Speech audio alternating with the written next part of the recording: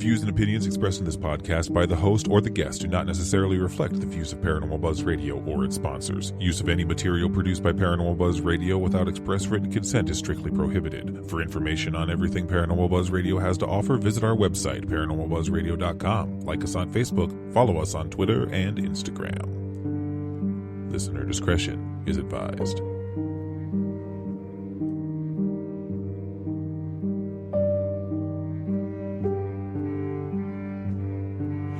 Hi, I'm Caitlin Russell. Welcome to the Healing Light Podcast. I am a psychic intuitive who's been reading tarot cards for over 25 years. I'm also Reiki certified. Join me as I read cards, share intuitive messages, promote healing, and much, much more.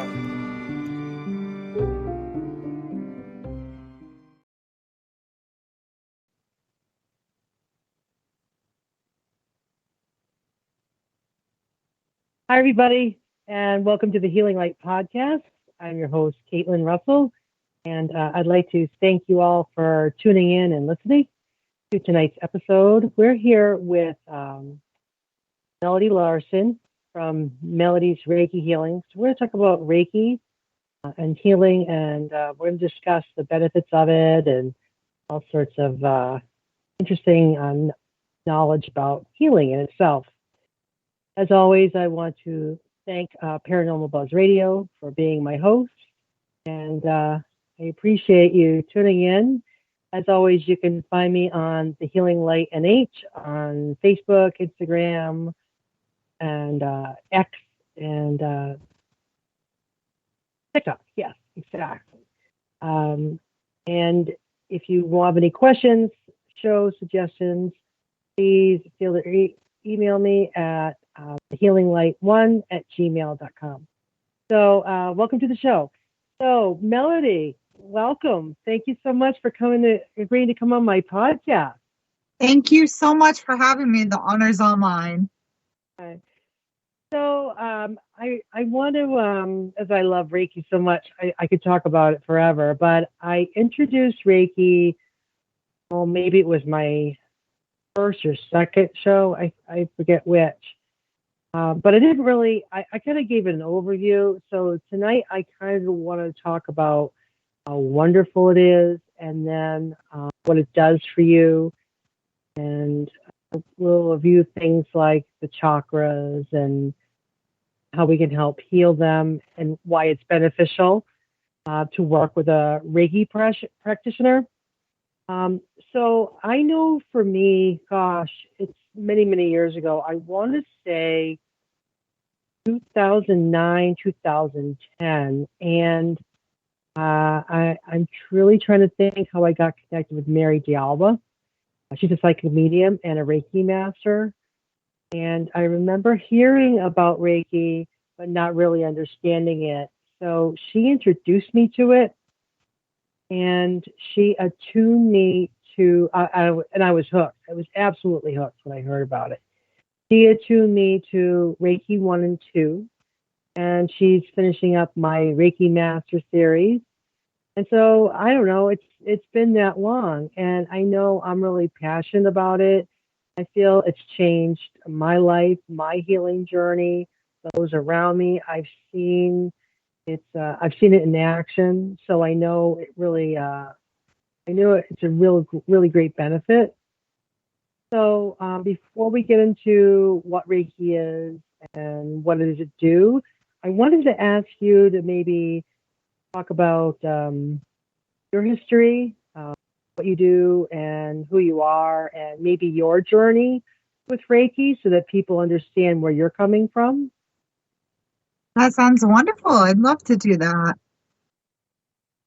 So my adventure with Reiki actually started with me as a non-believer. I didn't even know what Reiki was for the longest time. I just kind of learned about it, I want to say about 4 or 5 years ago. I was taking some classes, and a couple of my classmates kept talking about this energy healing, this thing called Reiki. And I was like, what are you guys even talking about? I don't know.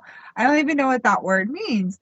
So they would chit chat with me about it. And I was like, oh, okay. Like, that's cool. Like if that's your thing, that's cool. But I don't really believe in it. So I had a friend of mine. She was like, I know you're a non-believer, but come to this church with me. They do a psychic kind of church where we talk about our different journeys and different things in life, feeling of spirits, feeling of energy around us, and then they end with some Reiki healing, like a couple of minutes. A practitioner will work with you, and I was like, oh, okay, well, this is my chance. So we went, and it was a beautiful, beautiful thing. We got to chit chat with some psychics. They pulled some messages. It was a really awesome time. And then when that practitioner put their hands on me, it was the most amazing, warming, opening feeling I'd ever experienced in my entire life. I try to tell people it's like this golden bomb of light that goes off, and you just like open up. And it was gorgeous. And like, of course, because there were so many people, they only did like a couple of minutes with just like a few of the main hand sources by placing their hands on your shoulders, the back of your neck, and the top of your head. And it left me yearning for more. And that was really how my journey started. I then found my own Reiki teacher, and I have since become master certified in Usui, the basic form of Reiki that everybody kind of takes when they're starting out. And I have also done Karuna Kai, which is more of a heart-centered, loving, caring, centered Reiki healing, because I'm very much a heart person. And then I've also become master certified in Shambhala Reiki, so I can connect more to the ancestors and spirit itself. Wow, that's fascinating. So I heard about Shambhala, but I wasn't quite sure what that means. And I know what you're saying about how when it affects you, you could think of yourself, yeah, I've heard of it, I'm curious about it. But when I was attuned to Reiki 1, when I went to Mary, she did Reiki on me, and it was just, I can still get like this warm feeling. I mean, I'm getting chills thinking about it because it was so life-changing, but it was such a life-affirming energy, and it just, I felt like, my God, this is it. This is what it means, and it was just amazing. And then, well, I mean, I've used it for myself, and I've used it on friends. So I'm sure there are people out there like, what the heck is Reiki? Or maybe they've heard about it. So um, how would you define it and what it does for people? What is it? So I refer to it as a hands-on channeled energy. I do have like the dictionary quote for what you'll get called for Reiki. It says Reiki by definition is a technique based off the principle that your practitioner can channel energy into you, the patient, by means of touch to activate the natural healing process to restore a mental and physical well-being. So all in all, it's us channeling energy either up from the earth or down from the cosmos, or even a little bit of both. And we work that energy through the cells in our body, through our veins, through our chakra system, into our hands to our patients. Some of us do hands-on Reiki. That's how I prefer. I feel like when I place my hands gently on you, it helps me better connect with your spirit. But if you go to places like hospitals and stuff, they have a hands-off policy, so the hands just hover above you, and you can still receive that same kind of healing. I just know for myself, as a personal practitioner, I do prefer the hands-on method. Yeah, absolutely. Yeah, thank you for that. So, so when we talk about Reiki, what, I mean, I know what I've used it for, but why don't we expand on it a little bit? So, like, what have you used it for with your people who sit for you? Well, I use it for clients who come to see me. So people, obviously, we can offer them healing and really down to anything. I've offered Reiki to my animals. My animals are actually energy vampires. They love to jump up on the table when I'm offering Reiki to my clients. I have two cats that absolutely adore having Reiki done. So they'll sit with my clients. My dog enjoys a Reiki session every now and again herself. Sometimes she has a hard time sitting still for the sessions. I know people who do Reiki for barn animals like horses and pigs for the overall well being of the farm to help yield better products in the long run. You can even do it on your household plants. If you notice your plants are starting to wilt and you're like, well, gee, I've checked the fertilizer and I'm making sure they're getting their water and they're in a sunny spot. What more can I do? You can offer them Reiki healing energy and allow them to feel that coming from you, because the more you offer them love, the more they're going to be able to give that love back to you by sprouting anew. Yeah, absolutely. Yeah, I forgot that you can use it on plants and trees and flowers and all that. Yep, I've used it on my animals, and I know they do kind of get squiggly and wormy, but I know that Reiki's going to go where it's going to go, where it's needed. So even if they do get a little bit swirly on me, I know that the Reiki's going to still have that same effect. I've used it, believe it or not, to help me find lost objects. My fiance recently, we couldn't find her diamond ring, and we couldn't find her grandmother's gold wedding band that she always wore because something happened and her hand was swelling, so she took the rings off. Right. And so I said, okay. The day before, I said, all right, I'm going to send Reiki. Let's find these rings. So the next morning, I get up and I go into my office, and as always, I infuse Reiki into my day. Let's have a good day, and I use my selenite wand, and I wave some sage or Palo Santo around me, and then I want to set some intentions because I'm looking to have something manifest in my life. So I write out my intentions, and I have a Reiki box. And I call it my Reiki box because that's where I put all my intentions, and people that have intentions and want healing, I put it in my Reiki box. So I open the Reiki box, and what do I see? I see a black velvet ring box, and in the box are the two rings. Oh, I don't, wow. yeah, I don't remember putting them there. I honestly don't. We tore this house apart looking for these rings. We could not find them. And she said, your office is next. I said, okay.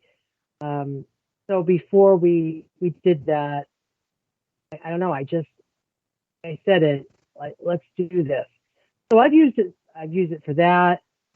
Before a meeting at work, I'll send Reiki, like I'll put it against my keyboard and my computer monitors for my day job and have a great meeting. Let's have a positive interactions for the day. I I've love used it. that. What? I love that. What a great idea. Yeah, it's a fantastic idea. Oh yeah, absolutely. Reiki works on so many ways. And I also know that it goes into the past and can heal past trauma and wounds. So Hmm. I'm a trauma survivor. So I'm looking for healing. I'm on a healing journey for that. So I sent it back into my childhood to help heal the little girl who was wounded. And again, it was that experience. It was like taking a big breath out, exhale after you inhale and hold it in. It was amazing. So I've used it on myself. I use it on people. Yeah, it's really incredible. So one of the things that we talk about with the body And we know that Reiki kind of goes where it wants to go, but we talk about chakras. So I really wanted people to understand what they are and what why they're important, and talk about healing your chakras. So can you give us a little bit more of your take on what the chakras are in the body and how they why they need healing and how Reiki helps with that? Absolutely. I'd love to do that. So, like a engine in the car that has many different components, and when one component in the engine of your vehicle goes, it makes the other ones work that much harder. The same can be said for our central chakra system. So there are many, many, many chakras, but there are seven main ones. And it's funny because our seven main chakras are lit according to the colors of the rainbow, believe it or not. So I always thought that that was really, really interesting. So there's a lot of different ways to work with chakra work, and I will kind of go into that a little bit with each one. So we start from the bottom up. We have seven chakras. Number seven is our root chakra, and its color is red. It's located at the first three vertebrae of your back, so the very bottom of your sit bone. And it's focused on survival, and it helps you with a base foundation for life. Now, you'll know that this chakra is balanced if you're at peace with your future and the direction that your life is moving in. But when you feel more focused on like hoarding material possessions or even money, even though like you might have enough to sustain you and your family to kind of like pay your bills, but you're still like, oh, I got to scroll it away. I got to scroll it away. That might be a sign that you're experiencing a little bit of blockage in that chakra. So with that said, there are a lot of different ways to heal the blockages in your chakra system. And a few that I thought worth mentioning, and by any means, it's not a comprehensive full list. Everybody's welcome to do their research and find something that works specifically for them. But there is breath work. And one of the most common forms of breath work is what's called box breathing, where you breathe in for a count of 4, you hold it for a count of 4, and you release for a count of 4. Doing that 4 times helps you to feel kind of like centered and grounded. So that's a really, really great way to like kind of just take a quick pause to be able to kind of heal your body and your spirit. Another is yoga, which is great unblocker. Some poses such as downward dog, cobra pose, and tree pose are especially good for healing. And then there are other things such as mantras, crystals, aromatherapy, and of course, our personal favorite, Reiki healing, which both Caitlin and I happen to be practitioners of. So, of course, it's going to be the main topic of our discussion. Yeah. So that'll bring us to the next chakra in our system, working up. So number 6 is orange, and that's called our sacral, and it's located right about your navel. And it's associated with sexuality. So when it's balanced, you'll have a healthy sense of passion and joy and overall just like happiness in relationships. However, it might be unbalanced if you have some trauma or shame around sex, having either a low or even an overactive libido. Those might be a couple of signs that you need a little bit of work on. The next one would be your solar plexus, which is kind of located in the 6-pack area.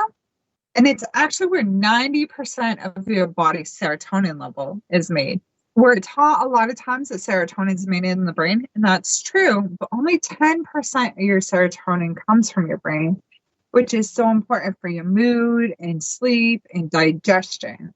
You'll know that this chakra is balanced when you have a good sense of purpose and self-worth. However, when it's unbalanced, you might have a sense of anxiety or like you against the world, feeling like you have to compete with others, like your coworkers and others in life. Deep breathing is especially great for this chakra. It's a really good way to clear out some of that negative energy. We then got to green. for the heart, which is number 4. It's a little bit different than your anatomical heart. This is more of the diamond light in the center of your chest. You know it's really balanced when you have a healthy love for yourself and others, that you can give and receive love totally freely. When it's unbalanced, you might feel a sense of codependency or dependency on others or certain situations. A good way to clear that chakra is to pet an animal or give some love to a sibling or a child that's around you. That'll help open you up to be able to give and receive that love that's so important for balance. Then we go to number 3, which is our throat chakra. It's located in your neck, and it's especially good for communication. That's kind of its specialty. And you know that it's balanced when you are okay with speaking your truth and speaking your mind. That's not necessarily to say like you're an overzealous jerk that goes about just saying every little thing that pops in your head, but that you're comfortable. When it's unbalanced, it'll look a couple of different ways. Either you're really, really self-reserved. You don't really partake in conversations because you're not sure of your wording or of yourself. Or you might speak out with like a vengeance, like a violence, like when people turn to slandering in politics and stuff like that. Like that's not how we want to speak to one another. Then we go up to our third eye, which is right in between our eyebrows, and that is the color indigo. And that's connected to your inner wisdom and your sense of knowing. It'll be balanced when you are able to connect with your higher self or receive guidance. You know, you see little things around you. Some people see cardinals and they're like, oh, that's, a sign that my loved ones are with me.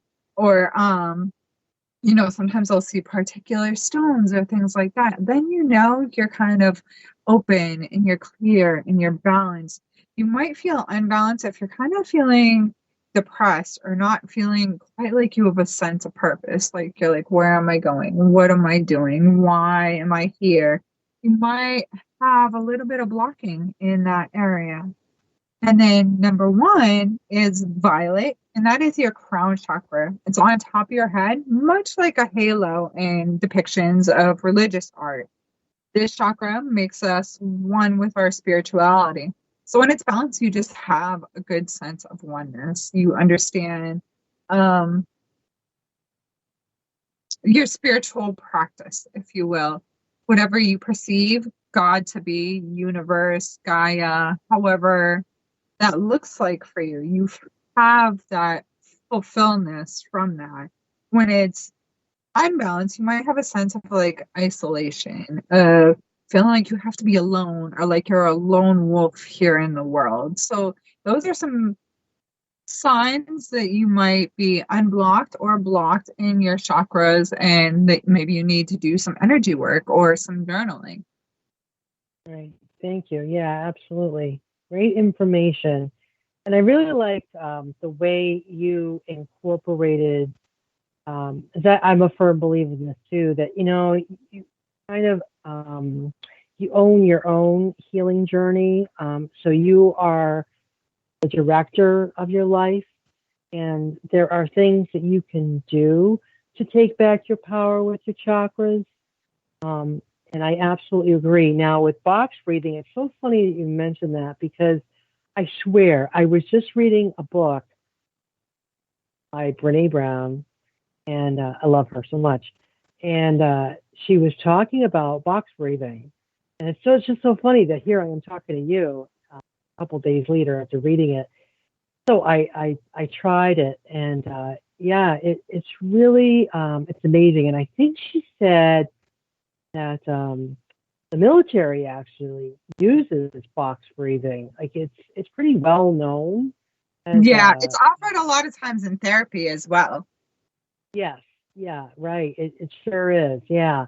One thing that I know I can tell people to help too. It's called, and I learned this. It's called tapping. I don't know if you've ever heard of tapping. Yeah, I'm working on getting registered. Oh, really? You are? Oh, Yeah. that's so cool.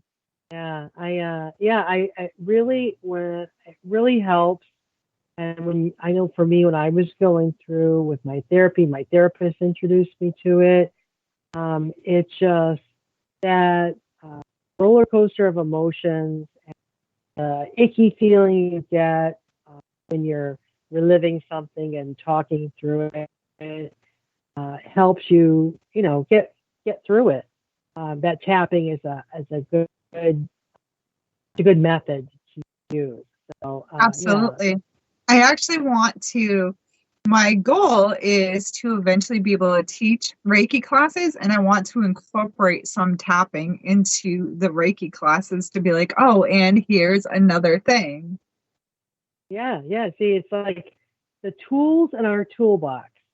So you've got Reiki, but you've also got tapping, and you've got box breathing. There's a lot that I don't think people are aware of that, hey, I need help with this.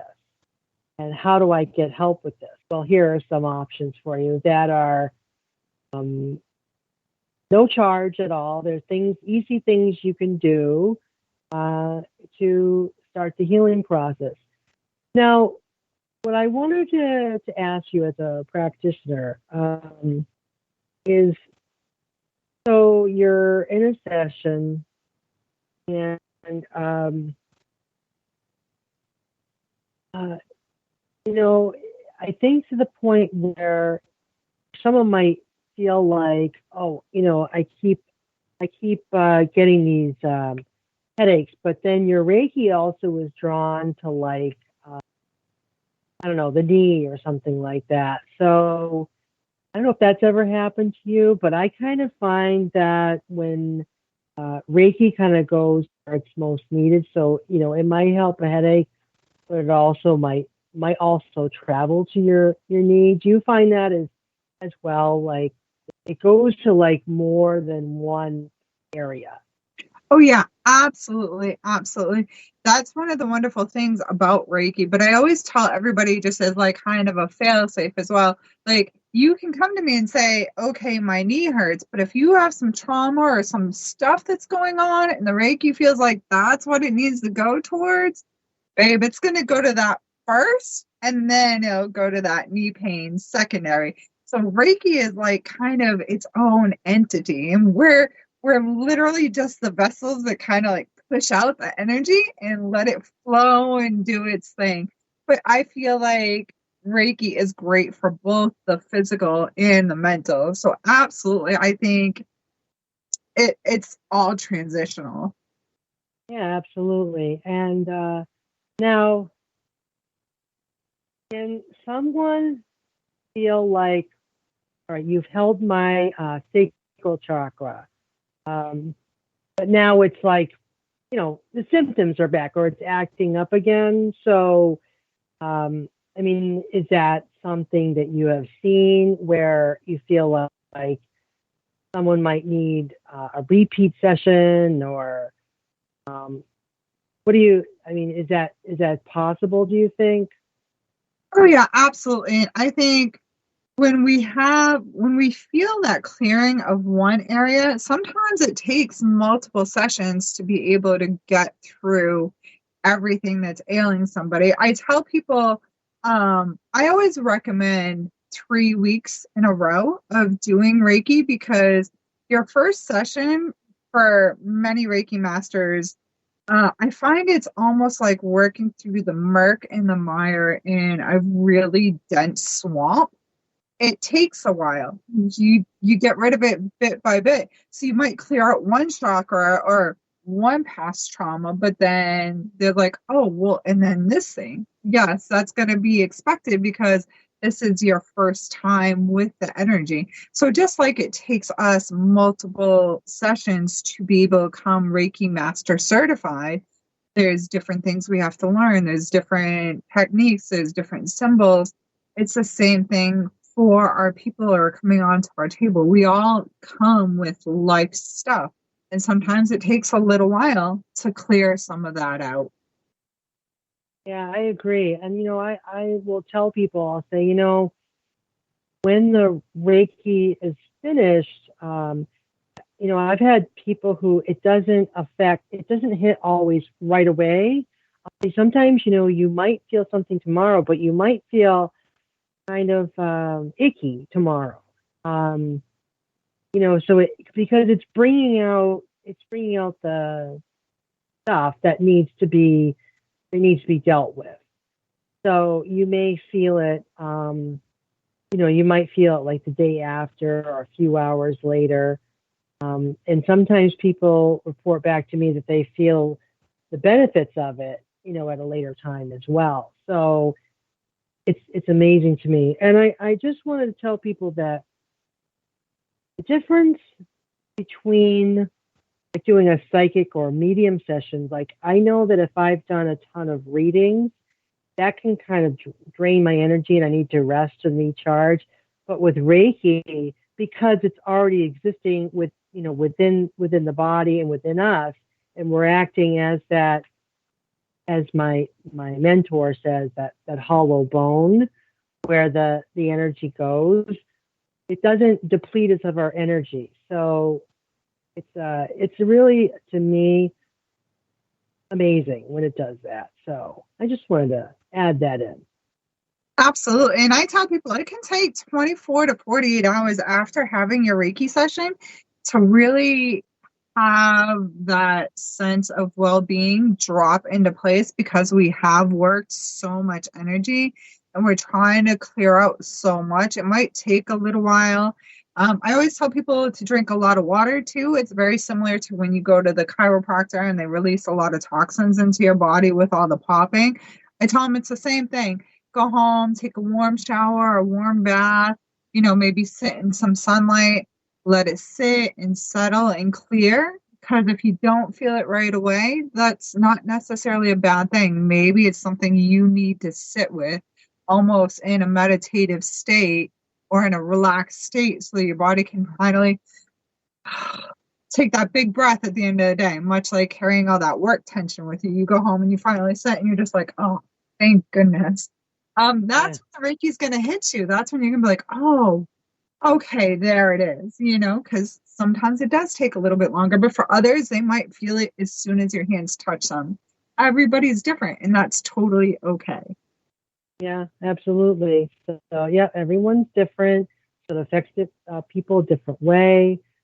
You never know. And I think it would just really surprise people that they can feel that healing once it does, once we start that process. So I'm trying to think what else. What else should people know about healing in general, Reiki, energy?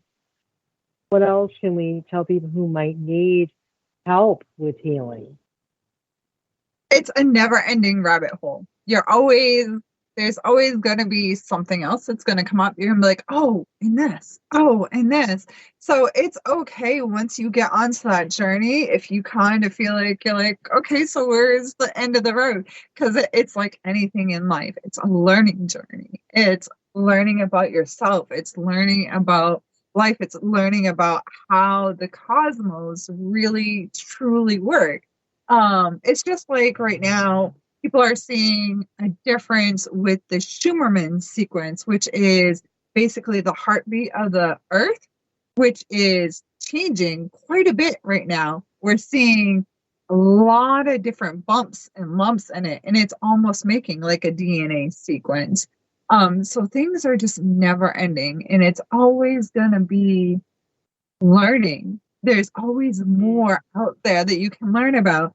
You might get into Reiki and be like, okay, well, this is great for me, but now I want to get into singing bowls, or now I want to get into meditation, or now I want to get into tapping, or now I want to, so it's so much fun and it's so much help. And there are so many of us out here. Sometimes we're not always seen in the sunshine. I think. So once people come and they realize, they're like, oh, wow, there's all this cool stuff I can do for myself. Aromatherapy, or sometimes even standing under a hot shower and visualizing kind of the junk from the day going down the drain, and you're just taking in white light. It's another great form of clearing. So there are so many different ways we can help ourselves other than pumping our bodies full of pharmaceuticals. Absolutely. So, yeah, I know that I do that in the shower. I also, I do this for myself, and I tell my clients, just imagine, picture yourself in your mind, a white beam of energy, and it comes down. It starts at the top of your head, and just very slowly goes down through your body down to the end of your tip of your toes, and that white light is your protection. People, there's rocks, crystals, there's all sorts of things you can do to help aid the healing process. So I think one of my goals with this whole healing journey is to have people realize that they deserve to heal. They absolutely deserve to heal, and they deserve to feel better, and they can, and that there are options out there for you, and there's people who are more than willing to help you on the journey. So to that end, so if someone wanted to book with you or reach out to you, how do they get you, Melody? So some of the best ways you can find me is on Facebook through Melody's Reiki Healing. I'm also on Instagram, TikTok, and LinkedIn under the same name. I do have a website, but it's up and running, but I'm like in the process of working on it. So it's like kind of paused right now. I do have a link tree available here in the bio for anybody to find me, but your best bet is probably through Instagram or Facebook. All right, thank you. Absolutely. So be sure that when you're done listening to this, downloading this episode and listening to it, go to Melody's page, Instagram or Facebook, and make sure that you get in contact with her because she's amazing. So I wanted to thank you again for being such a wonderful guest. I really believe that you helped enlighten the listeners, and I think you make their lives a whole lot better by being out there, us as practitioners. So I want to thank you. Do you have any final words to offer? Well, thank you, Caitlin, so much for having me and helping me on this healing journey. It takes a tribe for all of us to get together. And guys, please, please do feel free to reach out, even if you feel like Reiki maybe isn't your thing. Maybe you want to look into other forms. We're always here to help. So whatever works for you, works for us. Please feel free to touch base so we can figure out your healing journey together. Thank you so much. Everyone, thank you so much for listening. This is Caitlin from the Healing Light Podcast, and I will wish you a good night. Thank you. Good night.